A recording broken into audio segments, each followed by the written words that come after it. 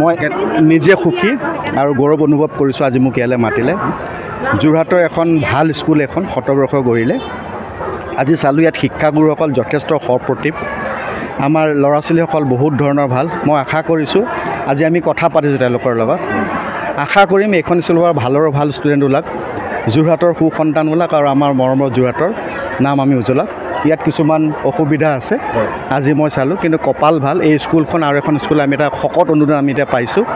মই সোনকালে ৰিভিউ কৰি ইয়াতে ভাল এটা গৃহ বনাম আমি সোনকালে, যাতে আমাৰ ল'ৰা ছোৱালী ভাল পৰিৱেশত পঢ়িব পাৰে।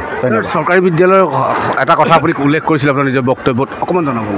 নাই মানে চৰকাৰী বিদ্যালয় সময়খিনি আমি চাই ল'ম আৰু আমি শিক্ষক গুৰুসকলৰ লগত কথা বতৰা পাতি আমি কেনেকৈ চৰকাৰী বিদ্যালয়খিনি আৰু ভাল কৰিব পাৰোঁ আমি তেখেতৰ লগত কথা বতৰা পাতি আগবঢ়াব লাগিব। কাৰণ ওতঃপ্ৰোতভাৱে আমাৰ মাননীয় শিক্ষক শিক্ষিকাসকলে স্কুলৰ লগত জড়িত হৈ থাকে, তেখেতসকলৰ মতামত আমি লৈ আমি কথা বতৰা পাতি আমি